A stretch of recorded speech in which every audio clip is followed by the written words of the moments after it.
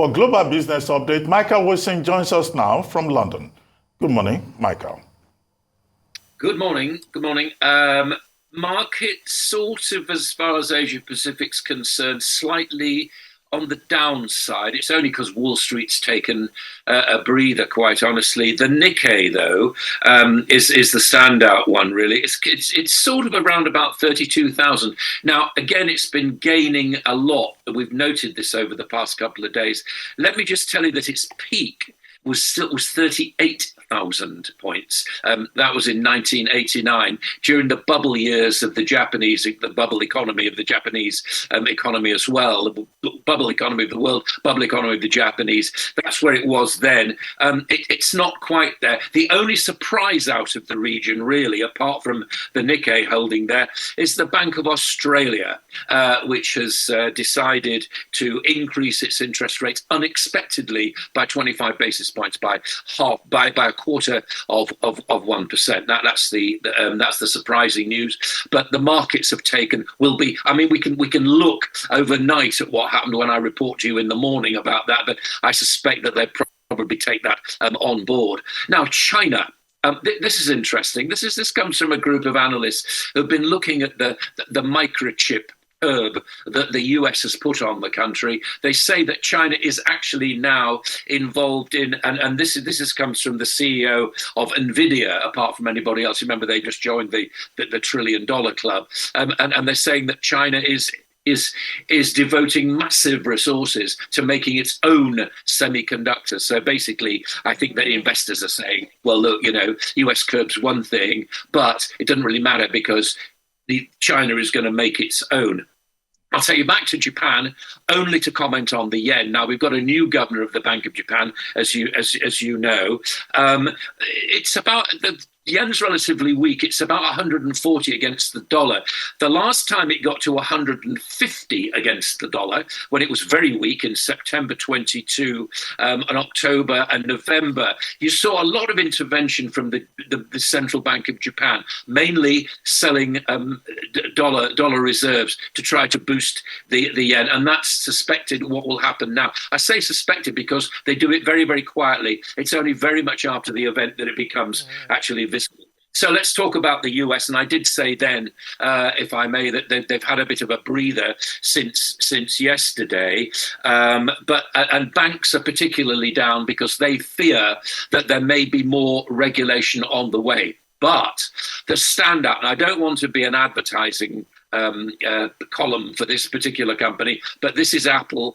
And this is the launch of their virtual reality headset. It looks actually like a pair of ski goggles. You can actually see the user's eyes through it at the moment.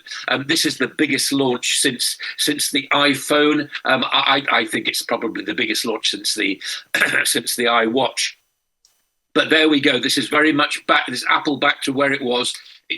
Releasing these new products. It's also, there's Tim Cook, it also has a new operating system. It's also got a 15-inch MacBook Pro, and it's there it is. They look like ski goggles, don't they? Basically, you can actually see the person's eyes through them. The other market interest in this is if you look at companies like Intel, for example. Intel's slightly down on that, and because Intel is not just facing a challenge from this as far as it's concerned, but also from AMD and Nvidia as far as its chips are concerned, because Apple is developing its own chip. So that's enough there. Apple are very much hoping. We're going to turn our attention now to Turkey, please, if we may. Remember that Erdogan has just actually achieved his third go at the presidency there. Which way will it actually turn? Will it turn towards the east, or will Turkey turn towards the west? Again, it became a NATO member all those years ago in 1952. It's been a member of, and it has the largest second largest armed force in NATO on its land. However, as you know, over the years, it's certainly over the past year, has been engaging with Russia. It's wanted to engage with to join the Shanghai Cooperation Organization. Now that's a sort of security bloc, which hosted by China. It wants to join that as well, but it wants to maintain what it describes, and I think the people of Turkey quite like this. They call it strategic autonomy. In other words, it's looking around to see whom should follow, but it will have its own autonomous existence.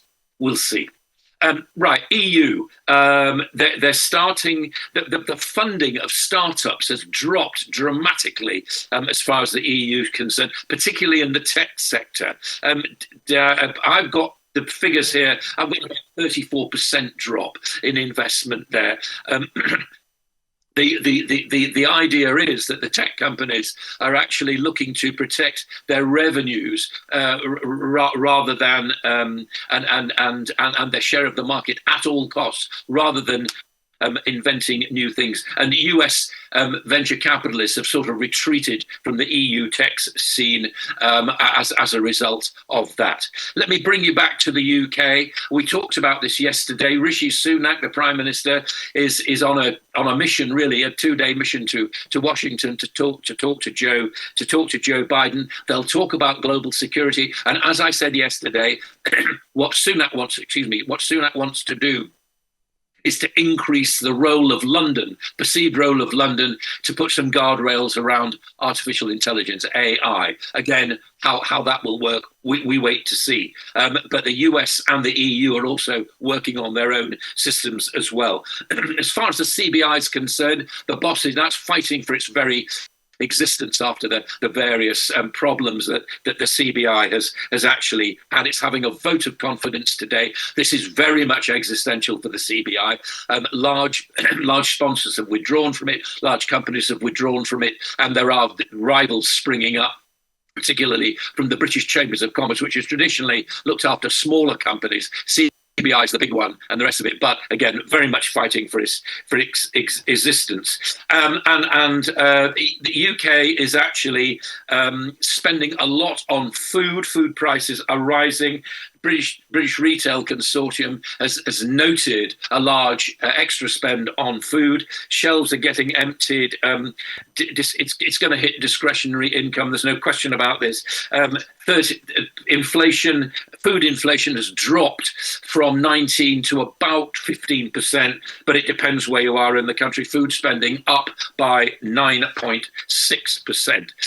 UK, again, the IMF now is saying, this is Geeta Gopinath, who is not the head of the IMF, but she's one of their economists, and she's saying that immigration could indeed help keep inflation down in the UK.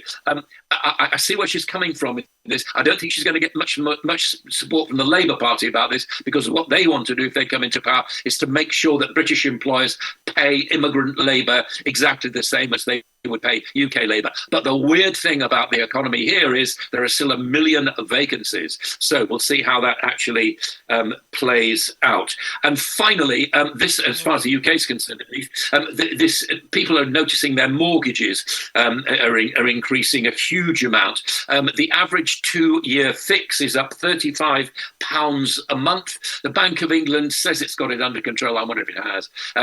There's an expected interest rate rise now to 5.5%, which should actually make life very, very difficult. So it's all adding to the cost of living crisis in this country. As far as oil's concerned now, as a commodity, it's pared its gains very, very slightly.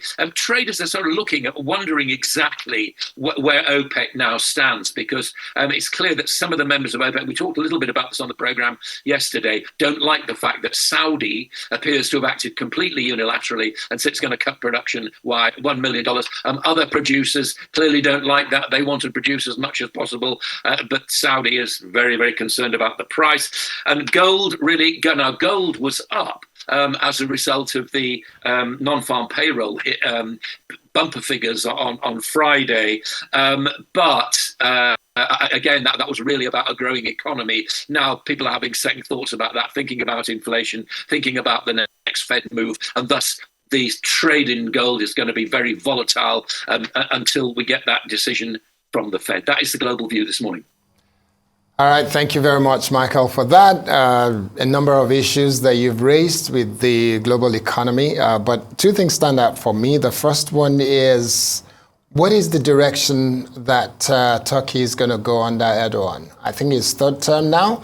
And with that, a lot of people will recall that Erdogan was in that situation where he seems to be begging to be part of NATO, begging to be part of EU, and seemed to be really pushing towards the West. But somehow he has grown wings, as some pundits will say. And now he looks like moving towards China, moving towards Russia, and nobody seems to be sure where he's going to go in this term in office. How is that likely to affect things because of the strategic location where Turkey finds itself? That's one. And then the second one is Rishi Sunak, United Kingdom. Troubles at home with the economy, food prices soaring, possible or potential somehow discontent, and a number of other things. So you begin to wonder, will the business in the United Kingdom continue to back possibility of Rishi Sunak continued stay in office, and how is that going to affect the economy if they don't, and that becomes a reflection on the people in the parliament? What's likely to happen? What's your thought? My thoughts are, first of all, let's talk about the UK. I think that the Labour Party, this is the opposition party, who look well placed to win the election when it happens next year, have been wooing business and talking. It's almost as if, and some of the Conservative supporting press in this country are now painting a redder picture, if I can put it like that, of Sunak, sort of semi-socialist who is not afraid of more government spending, and certainly some of the things that were going around last week were extraordinary. I mean, there was this business about maybe putting price caps on food, on essential items. So what is an essential item of food? And what happened the last time people attempted to put price caps on food? Guess what? The price of other food increased, so I mean, this is socialism at its worst. But this is what apparently, I mean, I don't know whether this was a political kite flying or not, but this is what the Conservative government were apparently planning last week. Now, Number 10 was very keen to say, no, of course, we're not doing that. But nevertheless, it was interesting to see that kind of discussion move into the mainstream. I mean, putting price caps on things is something that a socialist government does. And it's so far in this country, it's worked for a little while, but it doesn't work for a long time, because how do you define what essential ings actually are? So there's that. Is Rishi Sunak playing away? Yes, I think he is. I don't think he's going to get much change from Joe Biden. I mean, I think things have changed a little bit. I mean, we're talking, you're taking me into waters that are really not my complete expertise, but for what it's worth, I feel as though the Northern Ireland Agreement is something that Biden was pushing for, and he actually quite liked that. But he was keen, if you remember, to go to the Ireland part of the island of Ireland, as it were, rather than stay in Northern Ireland. But I feel as though Sunak probably has something positive to take to the United States. Say, look, I did this. Now I want to create an artificial intelligence regulation hub like CERN or like the International Energy Authority in London, in the UK. But as I was saying earlier, the US and the EU have got their own plans about that. So there's a whole lot up in the air, as usual. As far as Turkey's concerned, well, that's why I was posing the question, really. That's what the markets are trying to think to themselves. Which way is it going to turn? What does strategic autonomy actually mean for Turkey? Yes, you're right. I mean, in a sense, it did at some stage want to become a member of the EU. Germany didn't like that a great deal, and it hid its objections under human rights objections to what was actually happening in Turkey. The fact that Germany and France didn't like it is that what happens in Turkey is a fantastic manufacturing system which would undercut prices in the EU. Now, is it turning towards Russia? It looks as though it has. It looks as though, despite the EU sanctions after the Russian invasion of Ukraine, it's buying trade from Russia. I think the figure's about $68 billion worth either way, which is a considerable amount of money. So to answer your question, I think that's what the world is looking at right now. I think his economic policies are a bit bizarre, but and he's got an enormous rebuild to do in Turkey. Maybe Russia will help with that. Maybe China will help with that. It's very, very difficult to say. But I think it's a very, very important question to ask, as you have. All right, Michael, I want to talk about Apple's ski goggles, as they call them, or what they seem to look like. But Vision Pro by Apple set to be launched shortly. But in terms of the price, they're going for $3,499. When you look when you look at other competitors like Meta's Quest, that goes for $449. So that's Apple's Vision virtual reality headset would cost 7 times more than what Meta's announced last week. How do you think people would still go for this? Would it affect or impact the sale or take up of their virtual reality headset? Or are they offering something so phenomenal that people will be willing to pay 7 times more than what Meta's Quest is offering, in the market? Well, I think that's a very good point. I suspect what Apple will do is it's never been shy of increasing prices. And I mean, when you walk into an Apple store, there is a deliberate feeling, isn't there, of inclusiveness, and you feel good about it because the staff are beyond helpful, and I suspect there will be a lot of these devices out and about. I mean, you're right. I mean,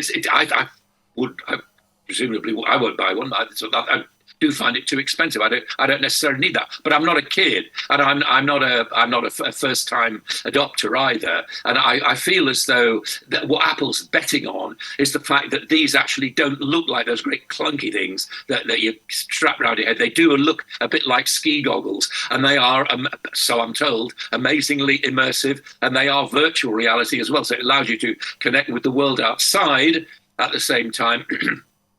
Looking at taking from whatever product is actually there. I see that just breaking news is they've taken Disney Plus on board. So if you want to, you can watch a movie. But I take your point. I suspect that what you're going to see is a lot of people trying these things on.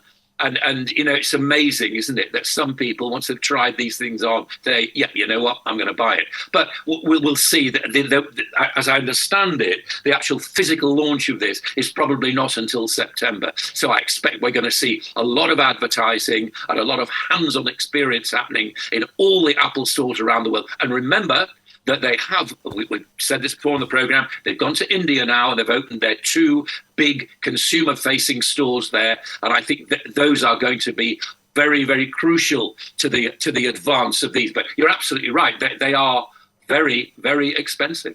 I hope they're good. Michael, a comment and then 2 quick issues. First, Turkey. It's been 100 years since the fall of the Ottoman Empire. So Turkey is celebrating 100 years after the Republic adopted a secular outlook. In 1952, Turkey joined NATO, shifting towards the West, and also became the second largest contributor of soldiers of the military to NATO. The question now, 100 years after the fall of the Ottoman Empire, is will Turkey look east or west, with Erdogan getting his, his place, after 2 decades, entering the 3rd decade. And yesterday, I asked a question that with the appointment of Sisek as finance minister, are we likely to see a shift? But I wanted to ask you about what Ms. Gopinath has been saying. She says, look, the projection of IMF still stands that GDP growth in UK will drop as a result of Brexit. And that in any case, the UK, given net migration figures, will need immigration. And you have Rishi Sunak saying that no, he's going to do whatever it takes to stop and check net migration. Is the UK likely to listen to the IMF? Secondly, the other issue will have to do about artificial intelligence. Clifford, that's the Prime Minister's advisor on artificial intelligence and how to manage it. Regulation, yes. Prime Minister Sunak is discussing that with Joe Biden. But Mark Clifford, and other experts are saying that artificial intelligence is likely to lead to the extinction of humanity. Emphasis on the extinction of humanity. So if it's going to lead to the extinction of humanity, and people are saying this is a threat that humanity faces, shouldn't we begin to agitate for an end to artificial intelligence? What do you think? What I think is, do I want to have dinner with or have a drink with somebody, an artificial intelligence restorative robot? Answer to that question is no. There will always be a place for human contact. I hope. Well, I know there will, and human romance and all those kind of things that one can artificial intelligence will probably reinvent itself. It will be difficult. It will mean the end of eventually the end of repetitive tasks. I don't understand how you control it. I don't think people have actually understood it themselves yet. I think there are a lot of people who do understand it, but when you get even some of the proponents of it, as I reported last week, saying that they feel as though it's getting out of hand, I think you have to take notice. How you regulate it, not quite sure, but that's what I hope that the finest minds in the world are I don't necessarily count Joe Biden or Rishi Sunak amongst that number, but I hope some of perhaps the more expert minds in the world are looking at how it can be regulated. But the fact of the matter is that it's like anything else. Once you can't put it back in the bottle. This genie is not going back there, and it will have to be dealt with fairly severely as well. As far as the IMF is concerned and immigration, I have absolutely no idea what the woman's talking about. I mean, it could be what she's saying is that, immigration, cheap labour fills the gaps, but that's something we've now moved away from. Net immigration, as you quite rightly say, is about 600,000. But these are legal immigrants. What we're after is people who will come and work. Yes, they'll be working in the food industry. They'll be working in hotels. They'll be working in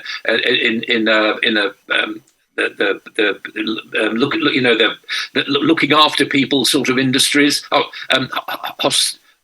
I'm looking for hosting, that kind of word, catering, but also there'll be experts who'll be working in the health service and all the rest of it. I don't buy this from the IMF at all. I don't think that low cost immigration is the answer. I can see what she's saying. I don't think it's right, and I don't think it allows human beings to flourish. Why would you feel as though you've got any kind of importance in life when you're being classed as low cost labour? I mean, it just doesn't work. So I don't buy that from the IMF.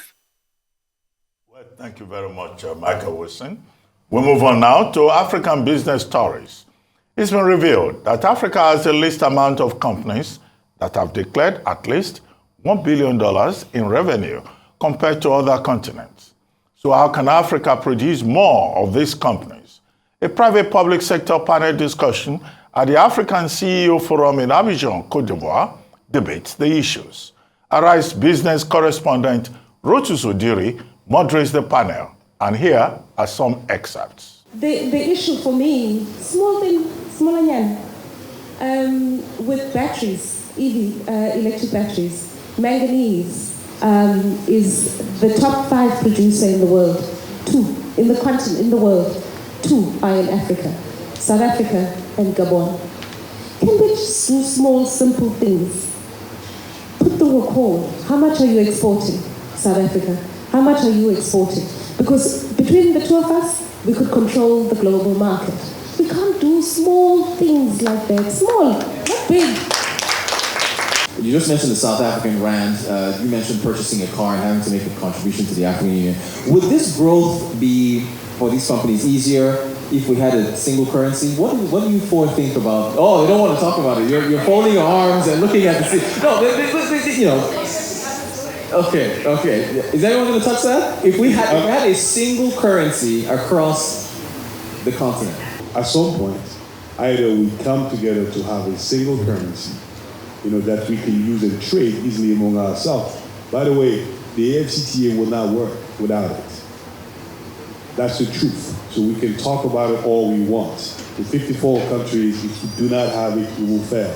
Bottom line. I think our Exim Bank is trying to put a system together called PAPS, the Payments Africa System Platform, that will enable Africa to trade among themselves in currency. It's a settlement system. So if I'm a Nigerian using Naira and Cornell is in Ghana using CD, I can buy goods from Cornell in Naira, and then our Exim Bank will settle with him in CD. But the problem is, we got to trade among ourselves, and we don't. We have to buy goods overseas when we can buy from Africa. I think that's what she was alluding to. The SMEs will grow, and this systemic issue that we have, which is making our economy dollarize, whereby you have to import every single goods from overseas and pay in USD, will inhibit growth so long as we don't trade among ourselves in Africa. You know, there's a lot of equipment and supply in Egypt, in Morocco, in South Africa, that you can source and bring to the continent, let's say in Cote d'Ivoire, in Senegal, in Kenya, in other places.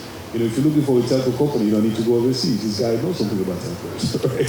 And things like that you can leverage back and forth and grow our economy. But I do believe we do need to have a single currency. It's a sovereign issue. A lot of countries are clinging into their own currency for various reasons. It's a touchy political subject in the Wabu market, in the Central Africa market. And until we do that, I don't think... Let's be clear, if we can have and we can manage to have single currency, I think that's going to be the thing for the development.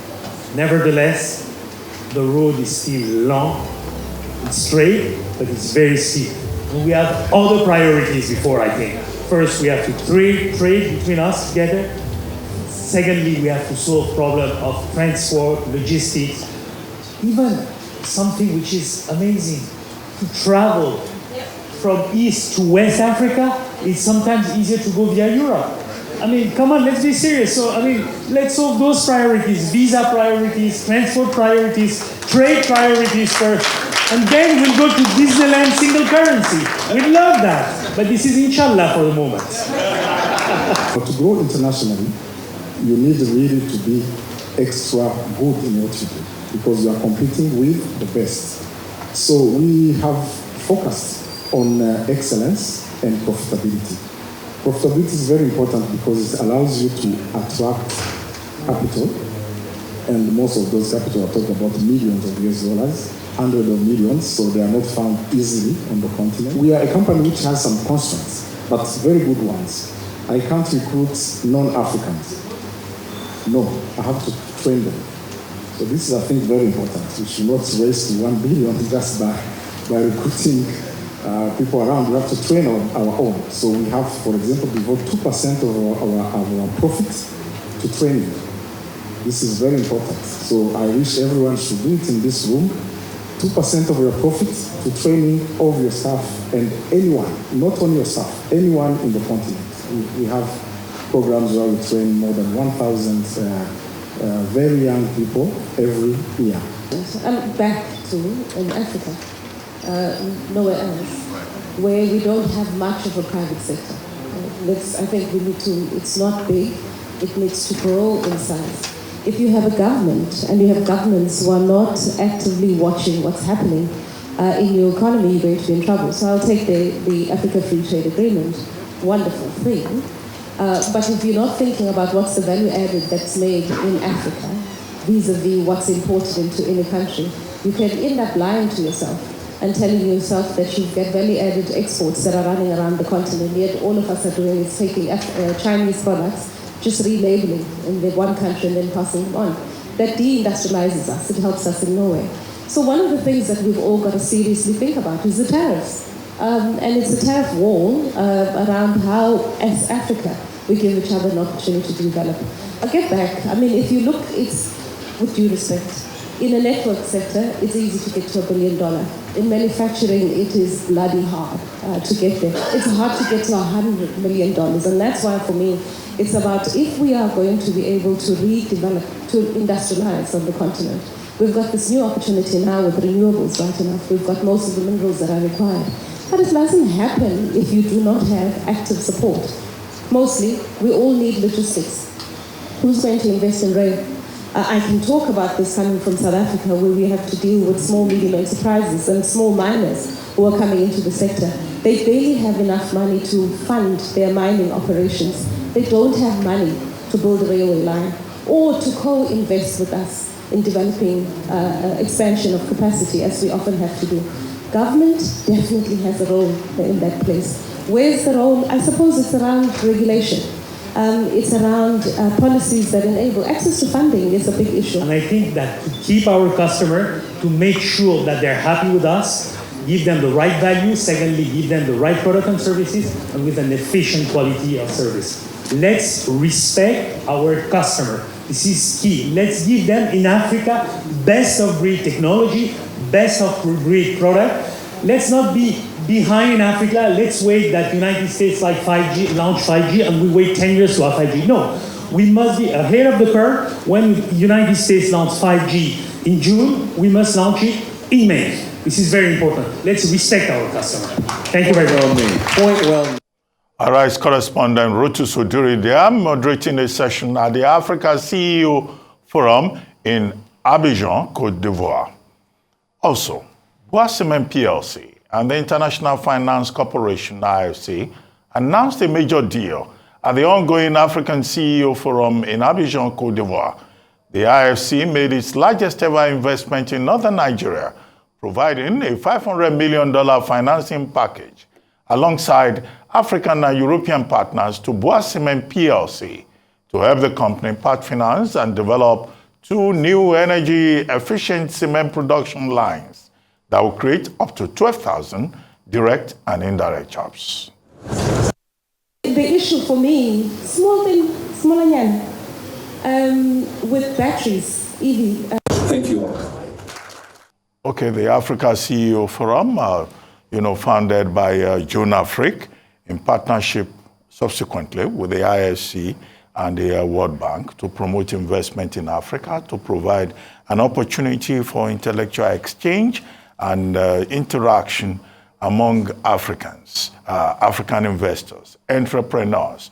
And the theme for this year has been from 300 to 3,000 to see how you can increase the level of investment within the African continent and place a greater accent on entrepreneurship. And in that session that was, chaired by, moderated by our own dependable Rotus Oduri, you could see the whole point there.